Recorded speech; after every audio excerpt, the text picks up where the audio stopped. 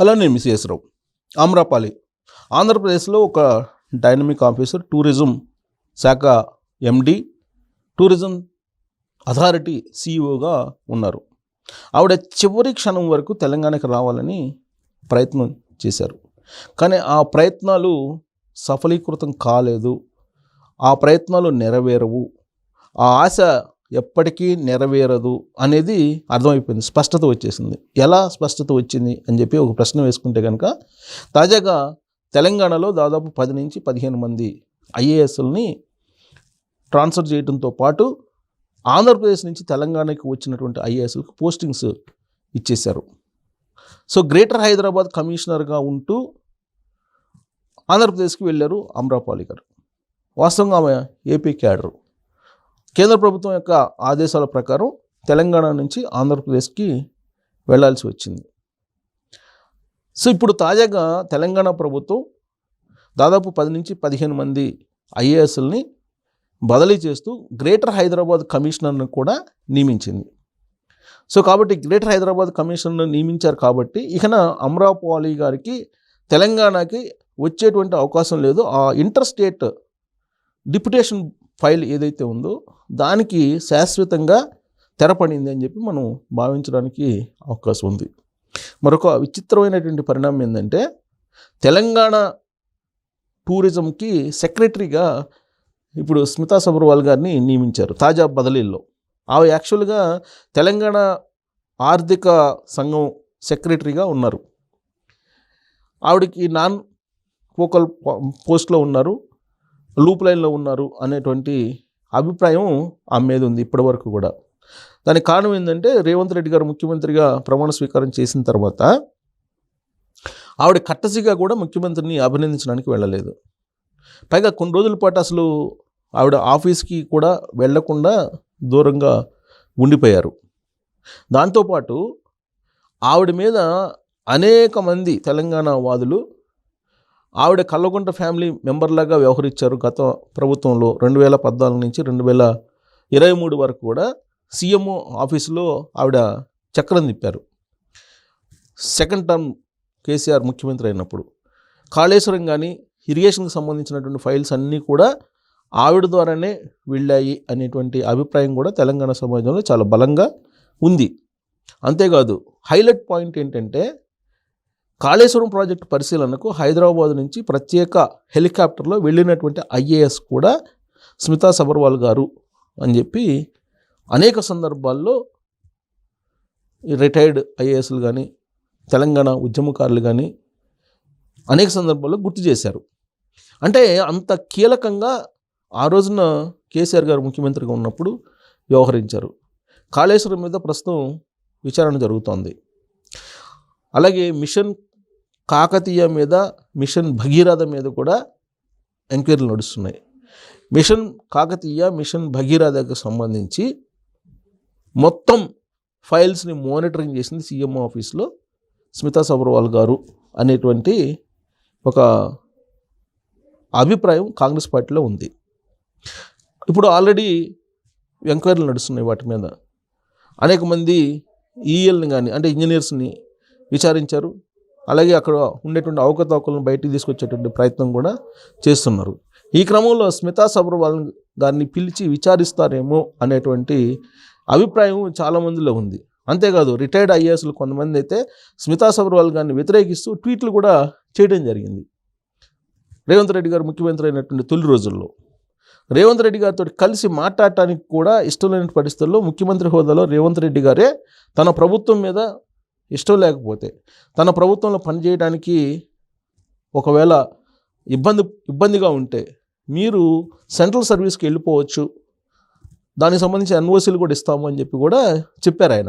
అంటే ఆ స్థాయిలో డైరెక్ట్గా ఇండైరెక్ట్గా ఒక ప్రచండ యుద్ధం నడిచింది ప్రభుత్వానికను స్మితా సబర్వాల్ గారికి అని చెప్పి మనం ఒక అభిప్రాయానికి రావచ్చు.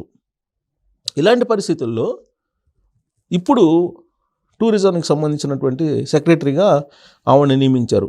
తెలంగాణ టూరిజం అని అంటే కొంచెం మళ్ళీ ఆవిడ లూప్ లైన్లో నుంచి ఫోకల్ పాయింట్కి పోస్ట్కి వచ్చినట్టే అని చెప్పి అనుకోవచ్చు. పైగా సబర్వాల్ని కూడా తీసుకొస్తున్నారు, రేవంత్ రెడ్డి గారు సబర్వాళ్ళకు కూడా కీలకమైన బాధ్యతలు అప్పచెప్తున్నారు అనేటువంటి ఒక చర్చ కూడా కాంగ్రెస్ పార్టీలో నడుస్తుంది. అంటే తెలంగాణలో ఆ రోజున కేసీఆర్ గారితో ఎవరైతే దగ్గరగా ఉన్నారో ఐఏఎస్లు కానీ ఐపీఎస్లు కానీ వాళ్ళందరినీ దూరంగా పెడతారు రేవంత్ రెడ్డి గారు అని తొలి రోజుల్లో భావించారు. కానీ ఇప్పుడు ఆ రోజున కేసీఆర్ గారు ఎవరినైతే ఎంకరేజ్ చేసి ఎవరికైతే కీలక బాధ్యతలు అప్పచెప్పారో వాళ్ళకే మళ్ళీ ఇప్పుడు ప్రాధాన్యత ఇస్తున్నారు అనేది కాంగ్రెస్ పార్టీలో వినిపిస్తోంది. దానికి కారణం ఏంటంటే అధికార యంత్రానికి, ఎగ్జిక్యూటివ్ సిస్టమ్కి ప్రభుత్వం ఏదున్నా కానీ వాళ్ళకు అనుకూలంగా, వాళ్ళ పాలసీలకి, వాళ్ళ విధానాలకు అనుగుణంగా ఎగ్జిక్యూటివ్ సిస్టమ్ నడుస్తూ ఉంటుంది. కానీ ఆ క్రమంలో కొంతమంది లక్ష్మణ రేఖ దాటుతూ ఉంటారు. కొంతమంది, అందరూ అనలేం కానీ కొంతమంది.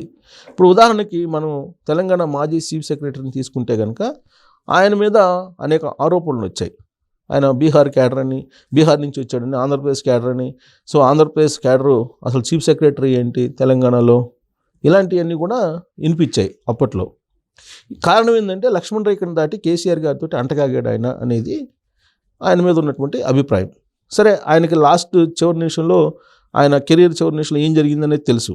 అక్కడ కేంద్ర ప్రభుత్వం కానీ లేదంటే క్యాట్ కానీ హైకోర్టు కానీ ఇచ్చినటువంటి తీర్పుల ప్రకారం ఆయన ఎట్టి పరిస్థితుల్లో ఆంధ్రప్రదేశ్కి వెళ్ళి రిపోర్ట్ చేయాలని అంటే రిపోర్ట్ చేశారు. ఆయన రిపోర్ట్ చేసి అక్కడే రిటైర్ అయ్యారు. రిటైర్ అయిన తర్వాత రిటైర్మెంట్ బెనిఫిట్స్ కూడా ఆంధ్రప్రదేశ్ నుంచే తీసుకున్నారు ఆయన. సో కాబట్టి ప్రభుత్వానికి అనుగుణంగా ఎగ్జిక్యూటివ్ సిస్టమ్స్ నడుచుకుంటుంది. కానీ కొంతమంది లక్ష్మణ రేఖ దాటిన కారణంగానే ఇలాంటి పరిణామాలు, ఇలాంటి చర్చ జరుగుతుంది.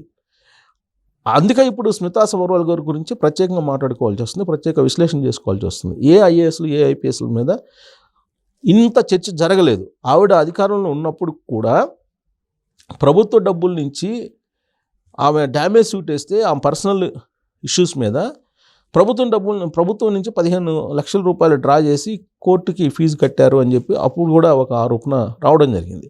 సో ఇవన్నీ జరిగినటువంటి క్రమంలోనే ఇప్పుడున్నటువంటి ప్రభుత్వం 4 ఫోకల్ పాయింట్లో ఆవిడ ఉంచిందని. కానీ ఇప్పుడు మళ్ళీ టూరిజం శాఖ సెక్రటరీగా తీసుకొచ్చారు.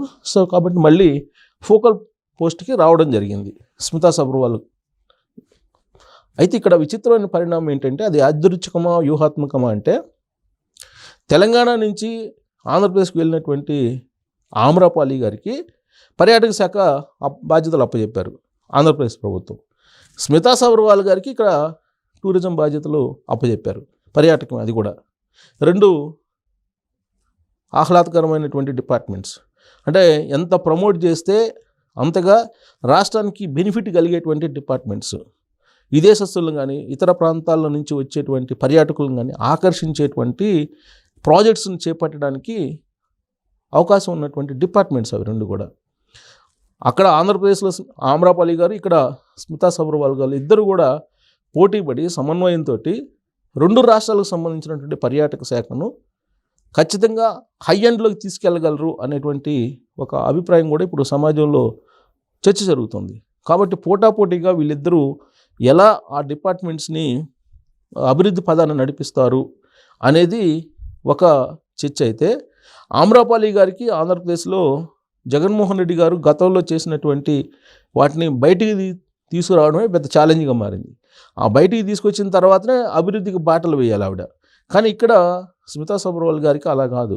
ఇక్కడ ఆల్రెడీ టూరిజం శాఖకు సంబంధించినటువంటి మొత్తం ప్రణాళిక రెడీగా ఉంది. దాన్ని డెవలప్ చేయటం అనేదే ఆవిడ ముందున్నటువంటి లక్ష్యం. కాబట్టి ఆవిడ వెంటనే అభివృద్ధిని పరిగెత్తించవచ్చు. ఆమ్రపాలి గారు మొత్తం బేస్ వేసుకొని ఆ బేస్ మీద నుంచి డెవలప్మెంట్ని చూపించాలి. మరి వీళ్ళిద్దరిలో ఎవరు డైనమిక్గా పర్యాటక శాఖను పరుగు పెట్టిస్తారు అనే దాని మీద కామెంట్ రూపంలో మీ అభిప్రాయాలను తెలియజేయచ్చు. Thank you very much.